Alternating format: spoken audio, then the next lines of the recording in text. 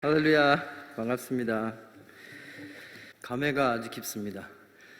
제가 목사 안수를 받고 처음으로 풀타임 목사로 부임한 곳이 이곳 아름다운 교회에서 지금도 감회가 올 때마다 감회가 깊어요. 그리고 혹시 샤인홀이라고 아시죠? 샤인홀. 그 이름을 제가 지었어요. 네. 각 이제 빌딩을 이름을 이제 짓는데 공모를 했습니다. 근데 제가 이제 거기를 샤인홀이라고 하면 좋겠다 이렇게 당첨이 됐어요. 그래가지고 지금도 샤인홀 잘 있나요? 없어졌나요? EM 예배실을 쓰고 있어요. 할렐루야. 네, 주님의 이름으로 문안드립니다. 김준석 선교사라고 합니다. 제 기억이 정확하다면 3년 전에 이 자리에 새벽기도 시간에 한번 와서 말씀을 전한 기억이 있어요. 그때 사우스캐롤라이나에서 저희가 속해 있는 선교단체 그 전체 선교사 모임이 4년마다 우리 올림픽이나 월드컵처럼 4년마다 한번 전 세계에 있는 저희 단체 선교사들이 다 모이는 그 모임에 참석하면서 뉴욕, 뉴저지 잠깐 들렸다가 그때 여기서 새벽기도 때 선교 보고 및 말씀을 간단하게 전한 그 기억이 있습니다. 또 3년 만에 여러분들 만나 뵙게 돼서 정말 기쁘고요.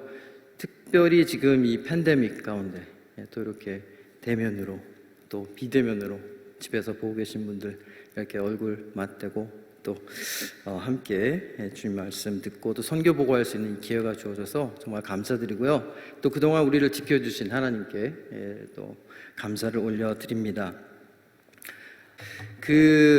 저를 기억하시는 분들도 물론 계시겠지만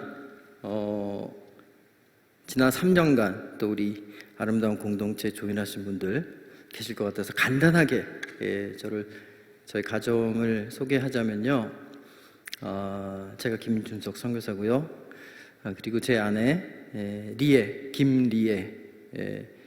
이름이 리에 좀 이상하지 않아요? 한국 이름 같기도 하고 아닌 것 같기도 하고. 제 그 아내는 일본 사람이에요. 제가 아름다운 교회 사역을 마치고 플러신학교에서 선교를 공부할 때 거기서 만났어요. 그래서 결혼했고 이제 10살짜리 아들 노아가 있습니다. 김노아. 그리고 저희가 파송받은 곳이 후쿠오카라고 하는 저기 지도에 보시면 일본 남쪽이죠. 남쪽 끝에 있는 큐슈라고 하는 큰 섬 그 위에 있는 도시인데요. 사실 도쿄보다 부산이 훨씬 가깝고 서울이 훨씬 가까워요. 그래서 배 타고도 부산 4시간이면 페리 타고 갈 수 있고요. 비행기 타도 한 50분이면 가요. 근데 도쿄까지는 2시간 거리더라고요, 비행기로. 그래서 한번 저희가 파송받고 얼마 안 있다가 전화가 왔어요.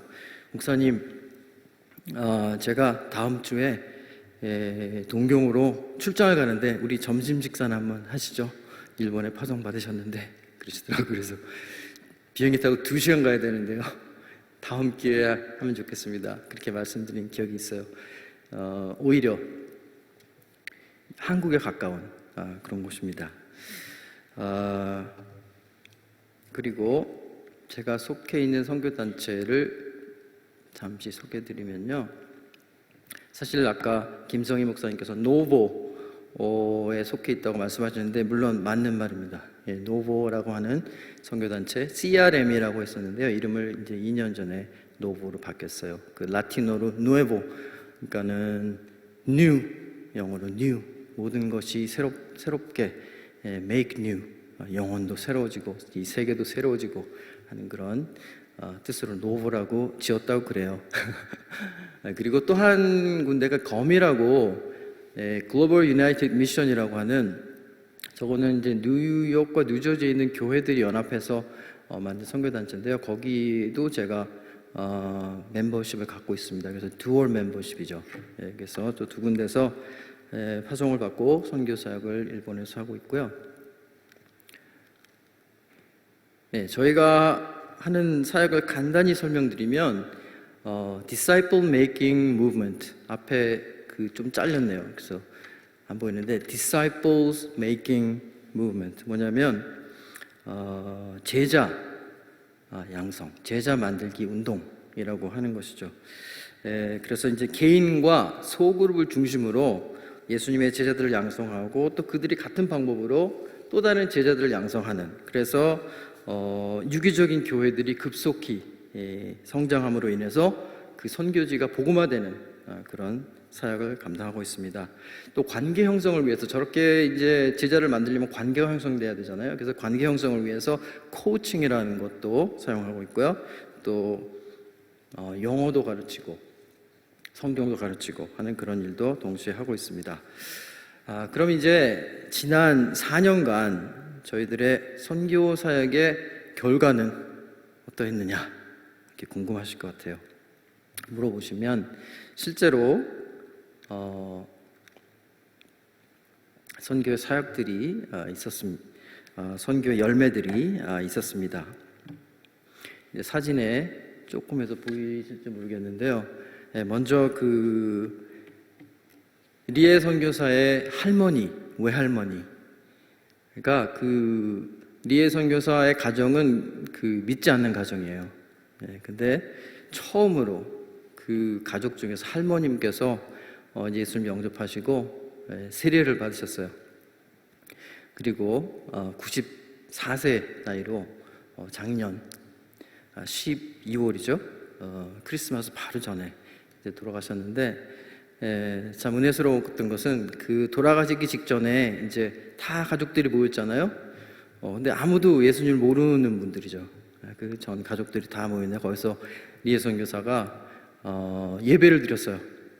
크리스마스 때고 하니까 예배를 드렸는데 그 임종 예배같이 된 거죠. 그래서 말씀도 읽고 찬양도 부르고 그리고 기도하고, 그래서 모든 가족들이 있는 곳에서 임종 예배를 드리고 이제 소천을 하신 그런 또 귀한 선교 열매가 있었습니다. 그리고 그 외에도 많은 분들이 또 예수님을 믿고 제자가 되고 하는 그런 일들이 있었고, 또 저희가 섬기고 있는 가정교회가 조금씩 성장하고 배가하고 하는 그런 일들이 있었습니다. 그런 일들이 있었지만 좀 더 솔직히 말씀드리면 저희가 처음에 그곳으로 갈 때 예상하고 또 원했던 만큼의 그런 풍성한 결과는 아니었어요.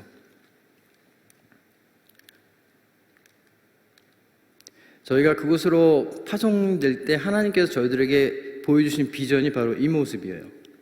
파란 하늘에 황금 물결에 추수밭, 정말 추수를 기다리고 있는 그곳에 그 비전을 저희들에게 보여주셨기 때문에 저희들이 갈 땐 이런 생각을 가지고 갔어요.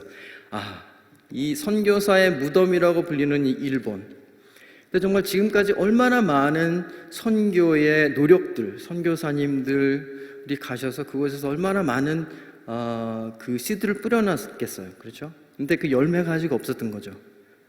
그래서 혹시 정말 이때가 그 정말 우리의 선배 선교사님들이 가셔서 뿌려놨던 그 씨앗을 우리가 가면은 이제 거두는 때가 아닌가, 그런 마음을 우리들에게 강하게 주셨기 때문에 정말 그런 큰 소망을 가지고 저희가 가겠습니다, 이제 추수하러 가겠습니다 하는 그런 마음으로 갔었던 거거든요. 근데 예상외로 지난 4년 동안 그런 추수가 일어나지 않는 거예요.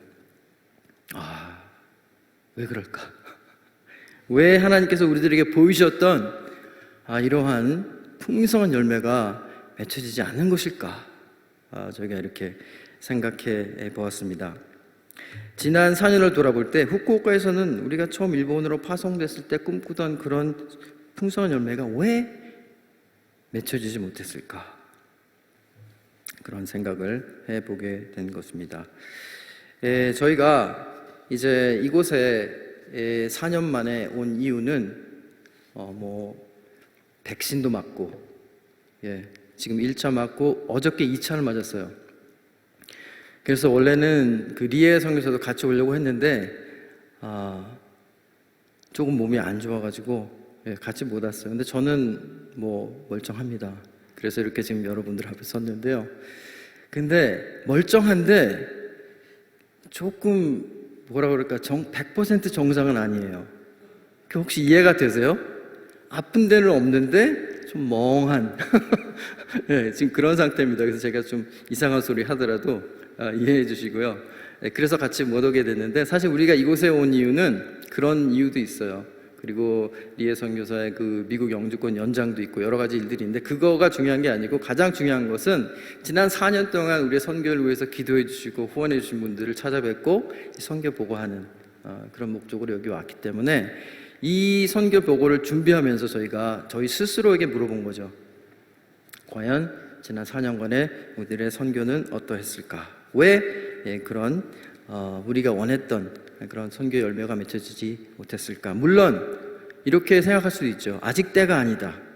하나님의 뜻은 우리가 알 수가 없다. 그러니까 좀 더 인내하고 기도하고 노력하면 언젠가 하나님의 그런 주수가 올 것이다. 이렇게 무작정 기다릴 수도 있지만 또 선교사 입장에서는 정말 솔직하게 스스로를 돌아보는 것도 필요하다 이렇게 생각을 했습니다.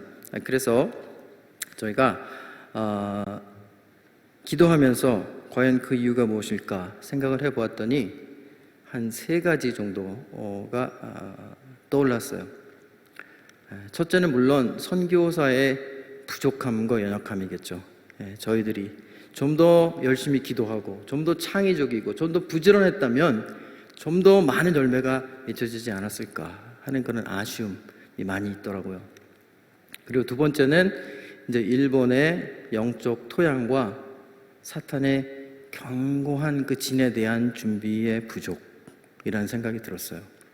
사실 저희가 처음에 일본에 가기 전부터 많이 들었습니다.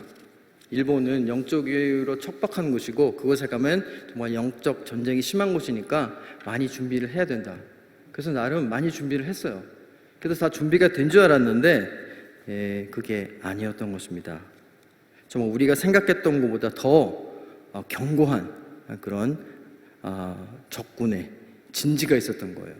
그래서 가자마자 공격을 받기 시작했는데 사실 아내인 리에 선교사도 공격을 받았지만 제가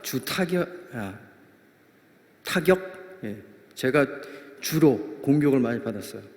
그래서 참으로 힘든 그런 기간이었는데 과연 왜 그런 일이 벌어졌을까 생각을 해 보니까요. 일본이라고 하는 곳이 정말 많은 우상들이 있어요. 그곳에 한 800만 개 우상이 있다고 그래요. 그러니까 거기는 뭐 자연에 있는 모든 것들도 신이 될 수 있고 조상도 신이 될 수 있고 그러니까 그 자기들이 생각하는 그 신이라고 생각하는 사람들과 그런 것들을 위해서 다 그 신사를 만들어 가지고 섬기는 그것들이 다 신들이에요. 그리고 또 불교도 있는데 불교도 여러 가지 이제 종류가 있는데 그냥 부처님만 섬기는 게 아니라 또 여러 가지 것들이 있고 그래서 정말 그런 것들이 혼합되어 있는 그런 종교적으로 굉장히 혼잡한 그런 배경을 가지고 있었는데요. 사실은 그 리에 선교사도 처음에 20대 중반에 예수님을 처음 영접했을 때는 그런 공격을 받았다고 그래요. 처음 예수님을 믿고 나서 매일 밤 악령이 찾아오고 꿈을 꾸고 하는 그런 일들이 있었다고 그래요. 그래서 예수님의 이름을 물리치면 잠시 물러갔다가 또다시 몰려오고 잠시 물러갔다가 또다시 몰려오고 그런 일들이 계속 반복되었고 또 몸은 괜찮은데 그렇죠? 몸을 움직일 수 없는 자다가 일어나서 머리는 멀쩡한데 생각은 멀쩡한데 몸을 움직일 수 없는 소위 가위 눌린다고 하는 그런 일들도 많이 경험을 했다고 합니다.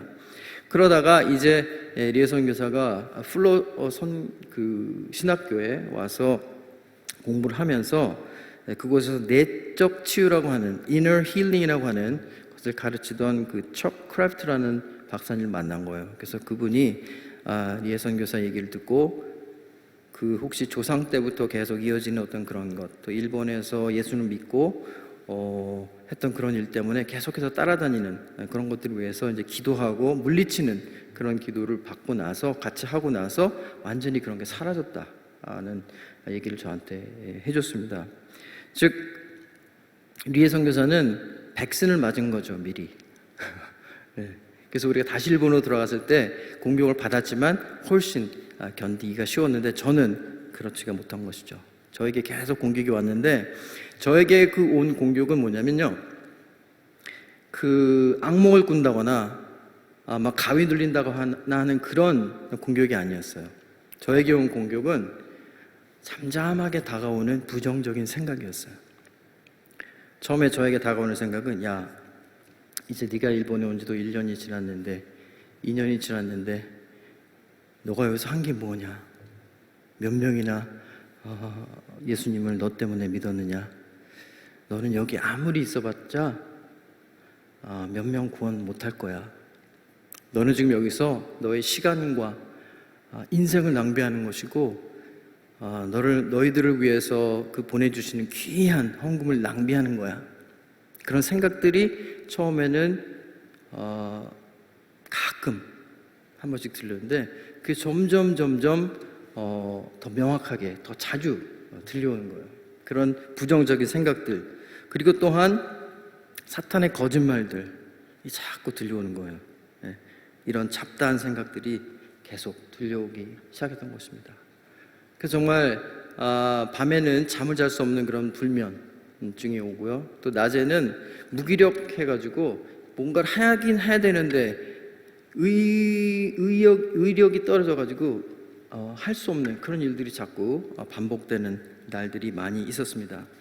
그리고 이제 작년 초에는 또 대상포진이라고 하는 걸 걸려서 상당히 아프더라고요. 한 달 정도 또 공격을 받는 그런 육체적인 공격도 받고 정말 영적으로 굉장히 다운된 그런 시간들을 많이 보내고 고생을 많이 했습니다. 근데 참으로 희한하게도 일본만 벗어나면 그런 생각들이 없어지는 거예요. 제가 그걸 처음에 어떻게 경험을 하게 됐냐면, 일본으로 파송된 지 1년 만에 저희 아버님이 돌아가셔서 그 장례를 치르기 위해서 미국에 잠시 들렸을 때도 그런 걸 느꼈어요. 일본을 벗어나니까 정말 그런 눌림에서 자유로워지는 거예요. 그리고 하나님의 음성도 더 잘 들을 수가 있고 그런 부정적인 생각들이 없어지고.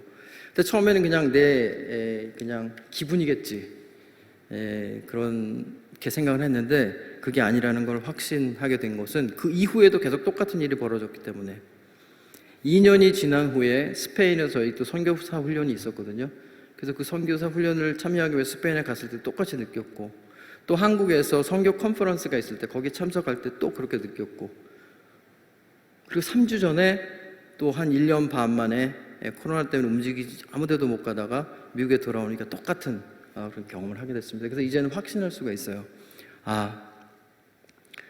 내가 일본에서 그렇게 영적으로 눌렸던 것은 그런 영적 전쟁, 영적 전투에 내가 밀린 거구나, 충분한 그런 준비가 되어지 않았었구나 하는 그런 생각을 하게 된 것입니다.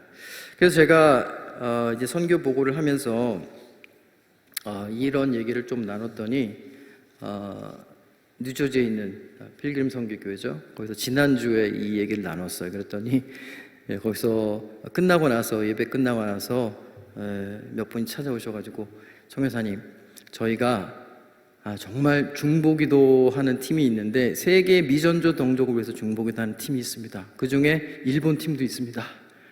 우리가 이제 그 강력한 기도의 용사들을 모아서 후쿠오카로 단기 선교를 가겠습니다.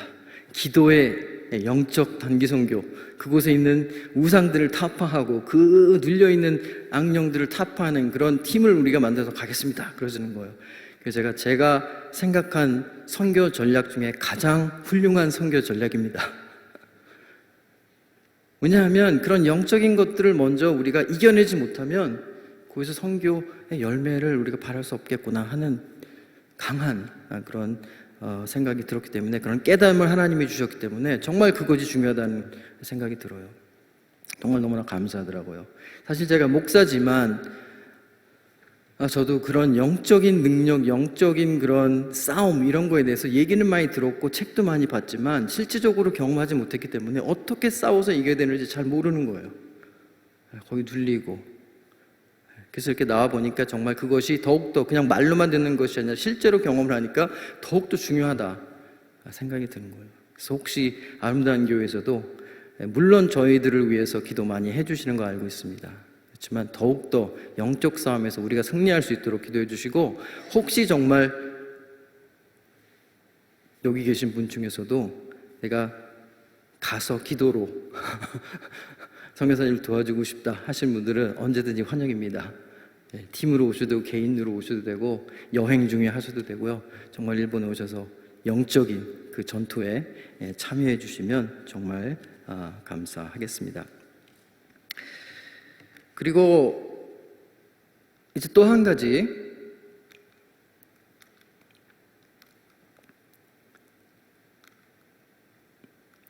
왜 우리가 원했던, 기대했던 그런 선교 열매가 없었던 것일까?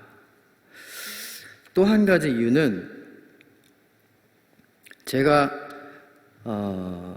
가지고 있던, 제 개인적으로 가지고 있던 일본에 대한 마음의 벽 때문이었다라는 것을 하나님께서 깨닫게 해주셨습니다. 사실 저는 한국에서 태어나서 15살 때 부모님들과 함께 남미 칠레라고 하는 곳으로 이민을 가서 고등학교를 마치고요. 그리고 다시 19살 때 미국에 부모님들과 다시 두 번째로 이민을 해서 이제 여기서 거의 한 30년 정도 살았죠. 그래서 그 기간 동안에 저는 이제 미국 시민권도 따고, 또 일본 사람인 아내를 만나서 신학교에서 또 결혼도 하고, 그리고 일본으로 선교사로 파송되기까지 일본에 대한 제 생각은 그저 우리 민족과 과거의 아픈 그런 관계가 있었고, 아직도 해결되지 않은 여러 가지 문제는 있지만 그래도 미래지향적으로 그 관계를 개선해 나가면은 언제든가는 진정한 화해가 이루어지지 않을까 하는, 어떻게 보면 좀 아니라면서도 낙관적인 그런 생각을 가지고 있었습니다. 실제로 저희가 4년 전에 처음 일본에 갔을 때, 그리고 그 전에도 저는 이제 아내가 일본 사람이다 보니까 매년 일본에 한 번 정도는 이제 부모님들도 찾아뵈려고 갔었거든요. 여행을 하는 동안에. 그때 보면 한일 관계가 그렇게 나쁘지 않았어요. 그때는 일본으로 찾아오는 관광객 중에 넘버원, 가장 많이 오는 분들이 한국 분들이었고, 그리고 K-팝, K-드라마 너무 일본에서 인기가 많고요. TV만 틀으면 그냥 케이블 TV가 아니라 일반 방송에서 한국 드라마들이 많이 나와요. 그리고 슈퍼에 가면은 한국 노래들이 나오고. 그 팬데믹 중에 일본에서 가장 유행했던, 가장 인기 있었던 드라마가 뭔지 아세요? 혹시? 사랑의 불시착. 사랑의 불시착. 그 다음에 뭐죠? 이태원 뭐라고 또 있는데, 그 두 가지가 그 넷플릭스를 통해서 일본에서 가장 인기 있던 팬데믹 기간 동안에 그렇게 인기가 높아요. 한국 문화가 많은 인기를 얻고 있어요. 그래서 한일 관계가 그렇게 나쁘지가 않았어요. 저희가 처음 갔을 때는. 근데 1년 정도 지나고 나니까 이제 관계가 나빠지기 시작했어요.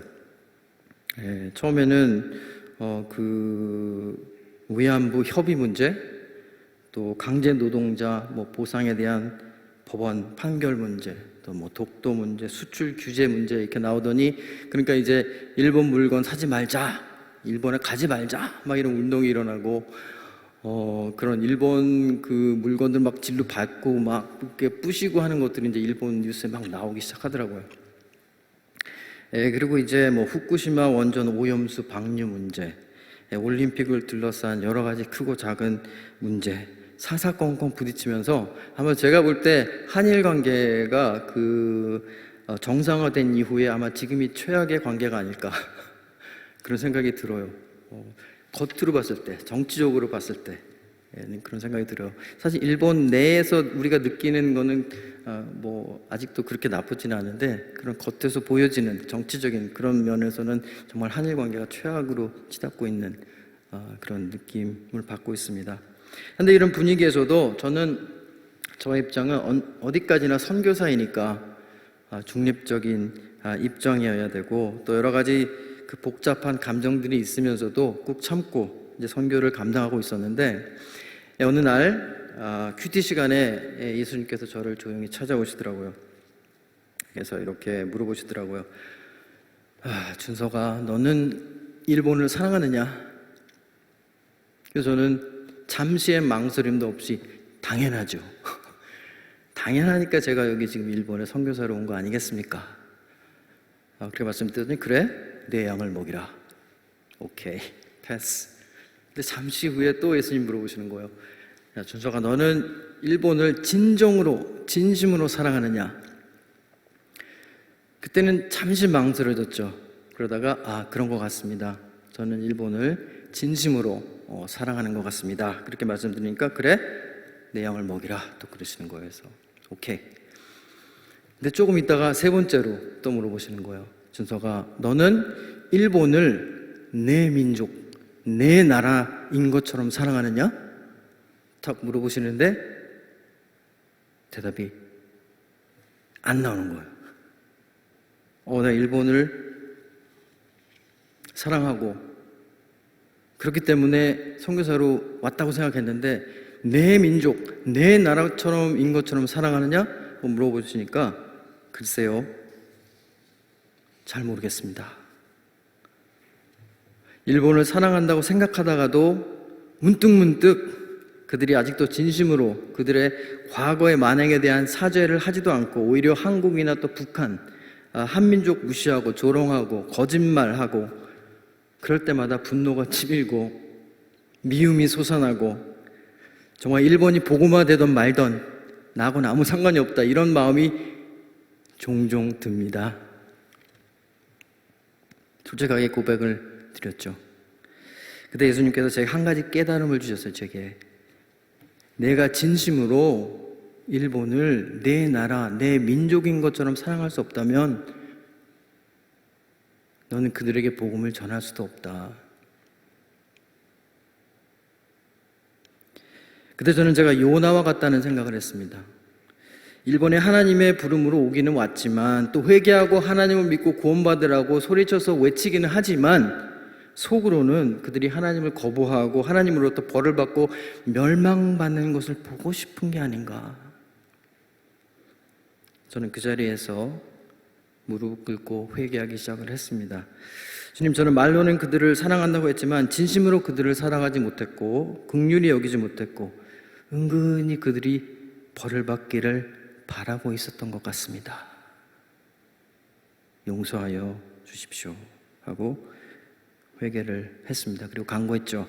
주님, 제가 진정으로 저들을 사랑하게 해주십시오. 정말 내 나라 내 민족인 것처럼 사랑할 수 있도록, 거기까지 갈 수 있도록 지금은 잘 안 되지만 도와주십시오. 그렇게 기도를 했습니다. 그 마음의 벽이 쉽게 무너지지가 않아요. 근데 제가 얼마 전에 이런 책을 한 권 접하게 되었는데요. 제목이 제 마음을 팍 뚫었어요.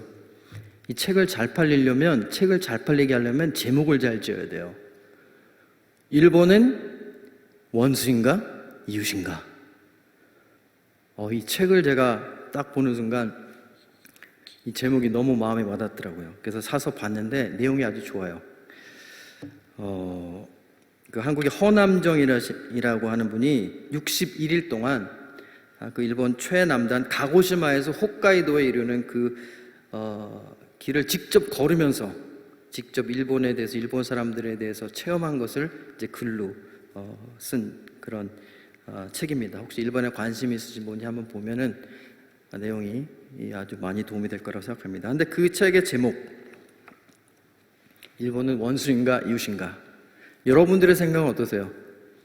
일본은 우리 여기 한인들이 대부분이시죠? 혹시 한국계 아닌 분 계세요? 혹시 일본 분 여기 혹시 계세요? 솔직하게 가슴에 손을 얹고 일본은 우리의 원수인가 이웃인가? 아니면 왼수인가? 뭐예요?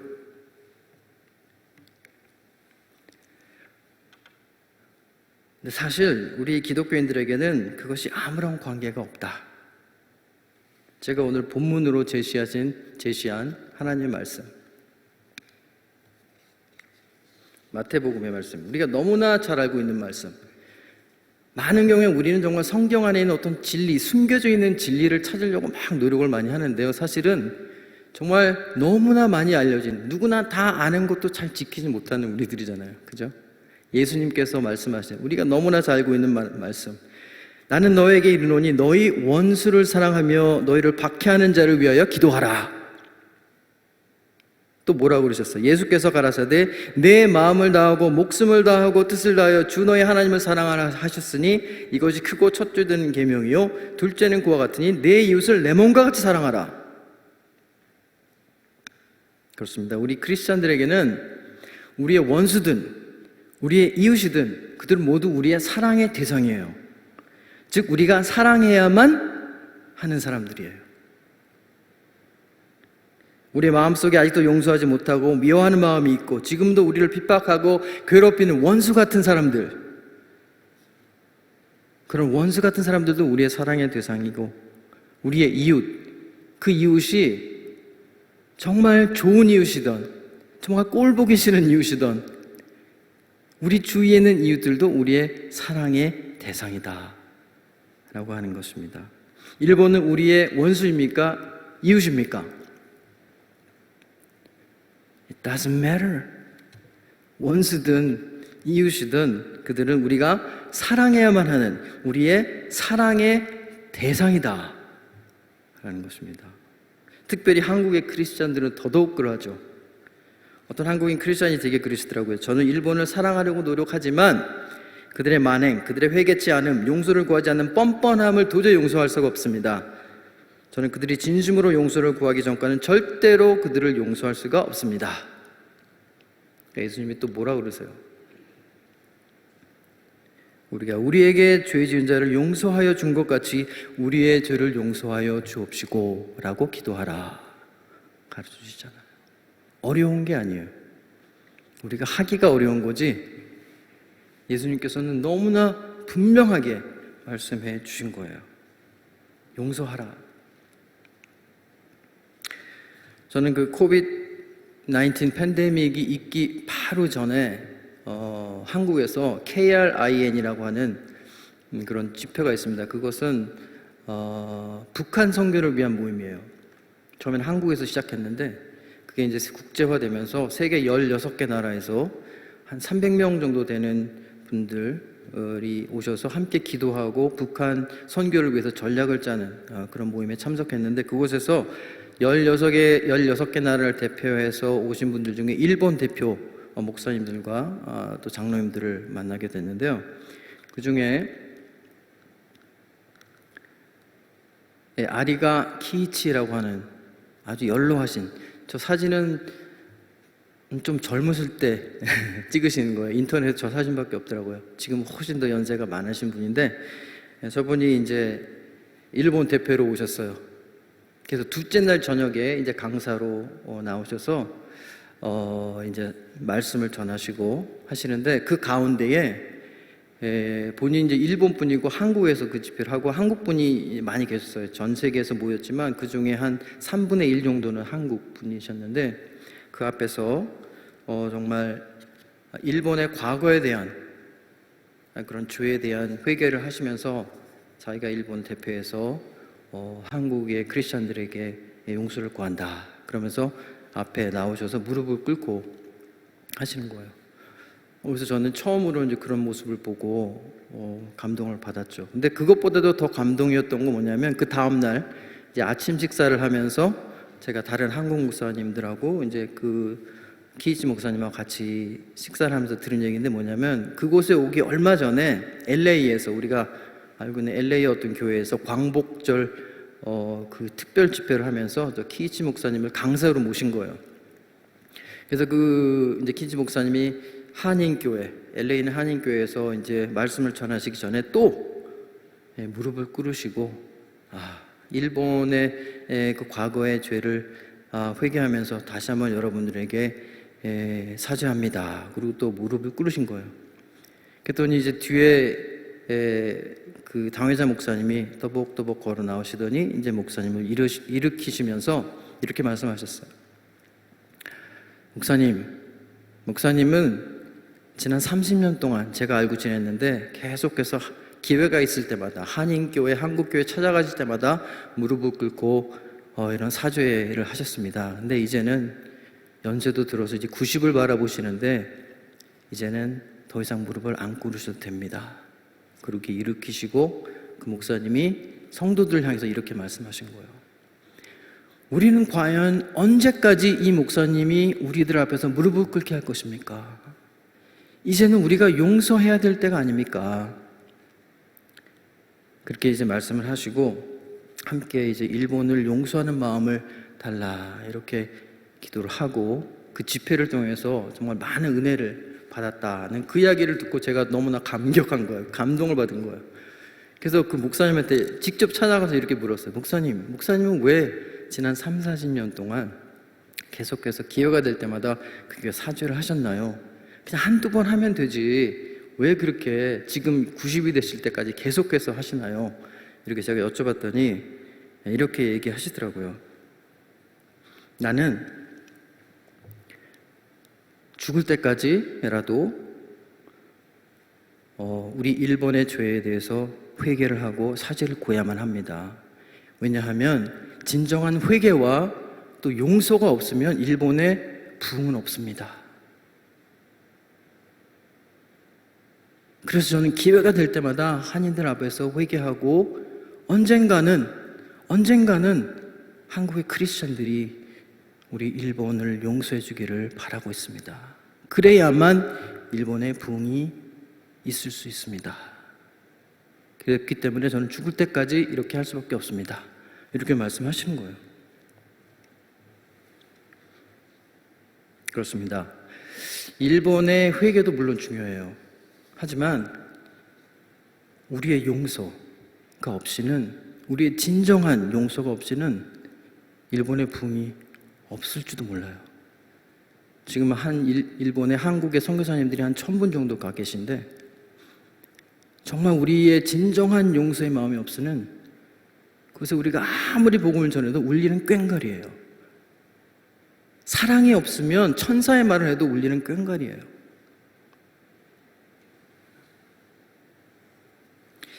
아마 여러분들 중에는 아시는 분도 계시겠지만 일본에 가보니까 한국의 온누리교회죠. 지금은 이제 돌아가신 하용조 목사님께서 시작하신 그 러브 소나타라는 게 있어요. 근데 참으로 그 러브 소나타가 지난 한 10년 동안 일본의 큰 도시들을 돌아다니면서 큰 집회를 하는데 많은 사람들이 모여요. 그래서 그 많은 정말 일본의 교회들이 연합하지 않는 교회거든요. 일본도 정말 1%밖에 안 되는 크리스찬들이 연합을 또 못해요. 그래서 각 교단별로 이렇게 다 뿔뿔이 흩어져 있는 그런 사람들을 다 모아서 정말 몇천 명씩 큰 그런 도시의 아레나에서 모여서 집회를 하고 그곳에서 많은 은혜를 받고 많은 분들이 구원을 받기 시작하는 거예요. 그래서 그런 일들을 보면서 과연 하영조 목사님은 어떻게 이런 일을 시작하셨나, 이 열려진 않는 일본 사람들의 마음을 어떻게 열었나 너무나 궁금한 거예요. 그래서 인터넷을 계속 찾아봤더니 하영조 목사님이 돌아가시기 전에 하신 인터뷰가 나와요. 그 안에 그 비밀이 나오는 거예요. 그걸 찾았어요, 제가 어렵게.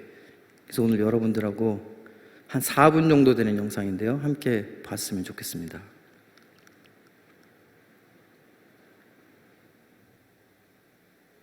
러브 소나타를 일본에 가시게 되면서 시작이 된 건가요, 그러면? 아니에요. 그 전부터 있었습니까? 저기 40일 새벽 기도를 지금 우리가 5번째, 5년째 하잖아요. 네네.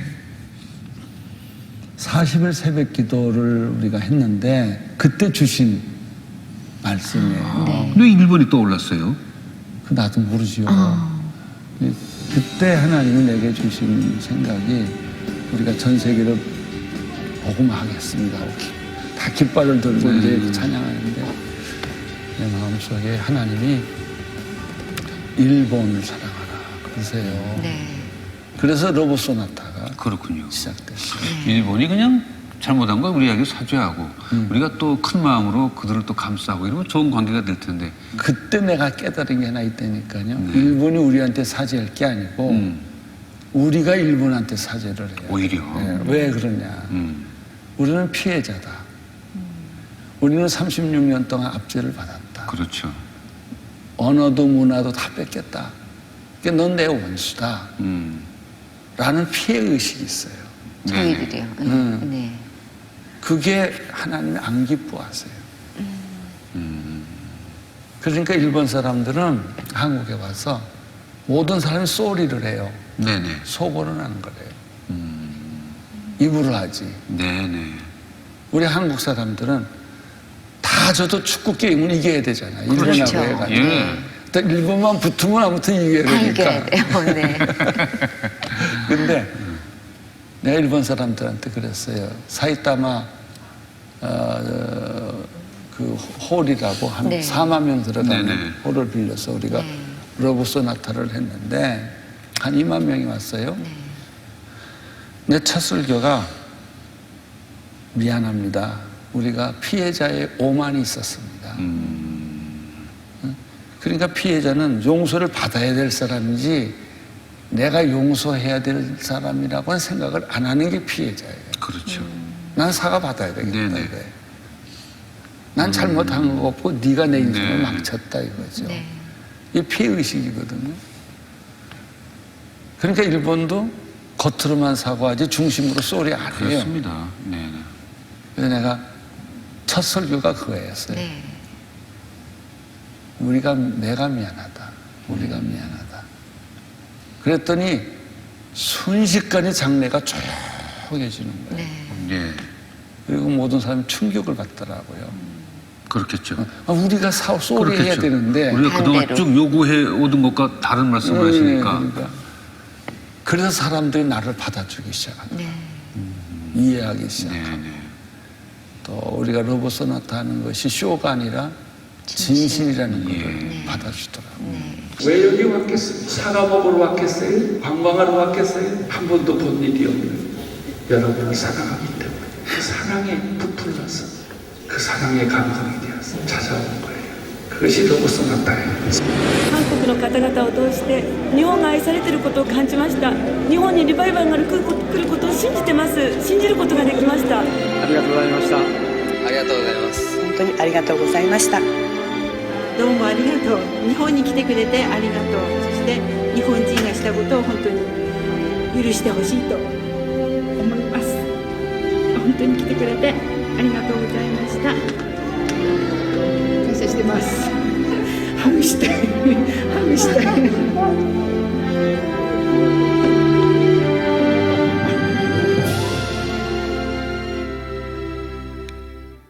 김장군 다녀오셨다면서요? 네, 이번에 갔다. 제가 이 영상을 보고 정말 깜짝 놀랐던 게 저는 그냥 일본을 품고 용서해야만 한다. 그들을 사랑해야만 한다. 거기까지였는데 한 목사님 한 걸음 더 나가신 거예요. 그냥 용서해주고 사랑하려고 하는 것 가지고는 안 되고 정말 진심으로 우리가 그동안 피해자의 오만으로 너희들을 미워하고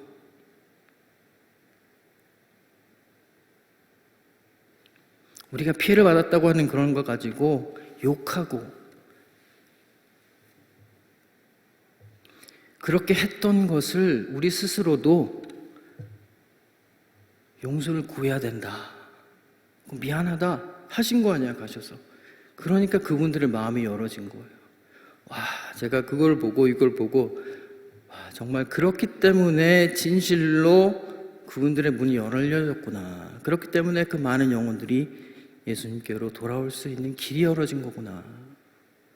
정말 큰 깨달음을 저도 얻게 된 거죠.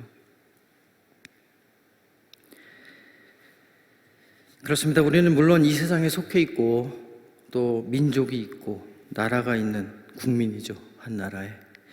하지만 그에 앞서 우리는 예수님을 믿는 신앙인들의 그 시민권은 하늘나라에 있잖아요. 하늘나라 시민들이잖아요, 다들.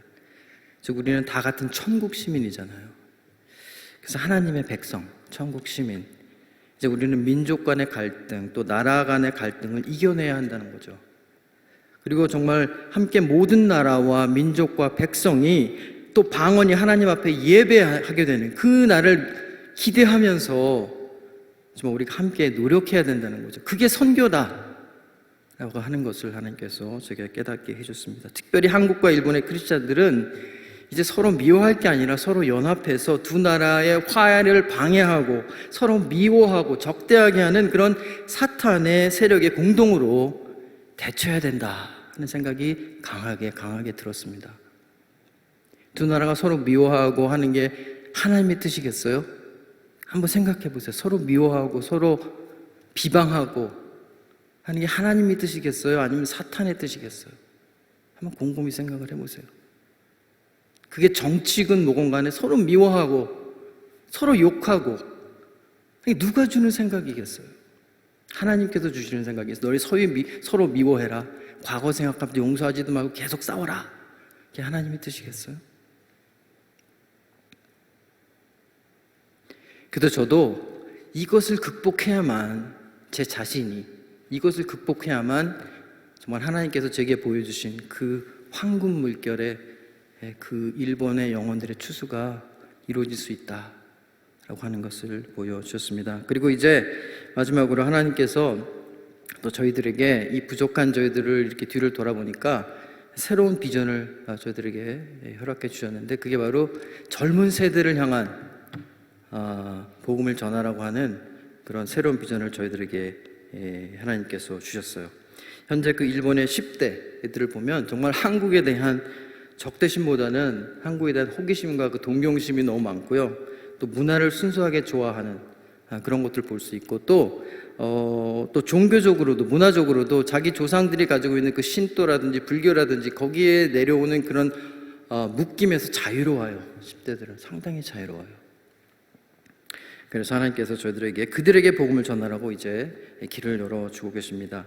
저는 지금 현재 일본의 그 교회 학교긴 하지만 비록 작은 학교긴 하지만 영어를 배우기 위해서 오는 학생들이 있기 때문에 중고등학생들 중에서 반 정도는 크리스천이 아니에요.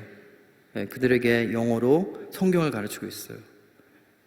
그런 기회를 또 하나님께서 허락해 주셨고 이제 리에 선교사는 9월 달부터 후쿠오카 조각학교에 그러니까 후쿠오카 여자대학이죠. 후쿠오카에 있는 미국의 감리교 선교사님이 130년에 세운 학교인데요. 후쿠오카에 있는 유일한 여자대학 중에서 크리스천 학교예요. 근데 크리스천 전통은 있지만 그 교수 중에 90% 이상이 크리스천이 아닌 그런 학교죠. 그리고 채플도 매주 드리지만 정말 진정한 복음이 전파가 되지 않는 그런 학교인데 정말 하나님께서 길을 열어주셔서 이제 그곳에 9월 달부터 영어를 가르치는 일을 하게 됐는데 정말 감사한 거는 그 실러바이를 만들어야 되잖아요. 이제 학생들에게. 근데 그 리에 선교사가 앞으로 가르칠 그 두 과목이 뭐냐면 reading in English, 그러니까 reading 읽는 거, 그리고 English and news, 그러니까 영어로 뉴스를 듣는 그런 두 과목이에요. 근데 리에 선교사가 그 실러버스를 만들면서 생각하기에 이 세상에 나와 있는 책 중에 베스트셀러가 뭐겠어요? 성경이죠. 그래서 그 영어로 된 책을 읽는 것 중에 성경을 집어넣었어요. 성경만 있는 게 아니라 많은 그 과목 중에 성경이 들어갔어요. 그리고 News and English에서도 이 세상에 있는 뉴스 중에 가장 굿 뉴스가 뭐예요? 복음, 가스포. 이 최고로 굿 뉴스 아니에요? 그래서 그 커리큘럼 안에 거기다 또 굿 뉴스 이렇게 해가지고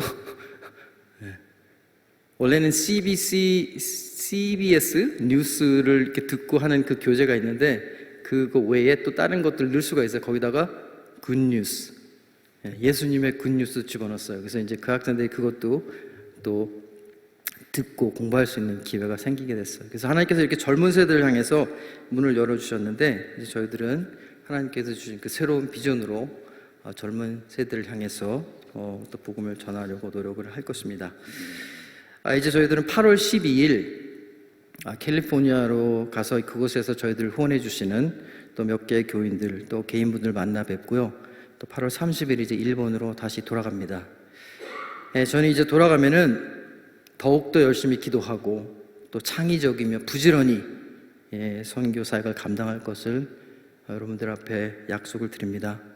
또한 여러분들의 그 기도에 힘입어서 특별히 저 영적 싸움에도 승리할 것을 약속드립니다. 또한 새롭게 주신 그 일본의 젊은 영혼들을 위해서 복음을 전하는데 헌신하도록 하겠습니다. 비록 여러분들과 이렇게 잠시 만나고 헤어지지만 주님 안에서 계속 영적인 교제 또 선교의 동역이 이루어지기를 간절히 소망합니다. 이제 마지막으로 한 영상을 볼 텐데요. 찬양이에요. 미국에서 엘리베이션이라고 하는 그 교회에서 찬양팀이 원래 blessing이라고 하는 찬양을 불렀는데 지금 그게 전 세계의 각 나라의 언어로 이게 번안되어서 불려지고 있어요. 참으로 은혜스러운 곡인데 일본에서도 여러 그 일본어로 번역돼서 불러지는데 이 버전은 일본의 젊은이들이 일본의 크리스천 젊은이들이 모여서 일본을 축복하면서 일본이 앞으로 예수님 믿는 사람들이 늘어나고 그 가정 대대손손 복받는 정말 하나님의 축복이 이어지는 그런 일본이 될 것을 이제 소망하면서 부른 blessing인데요. 이걸 우리가 같이 볼 텐데 정말 기도하는 마음으로 일본을 축복하는 마음으로 이 젊은 크리스천들을 통해서 하나님의 큰 역사가 일어나는 그런 기도하는 마음으로 영상을 함께 보도록 하겠습니다.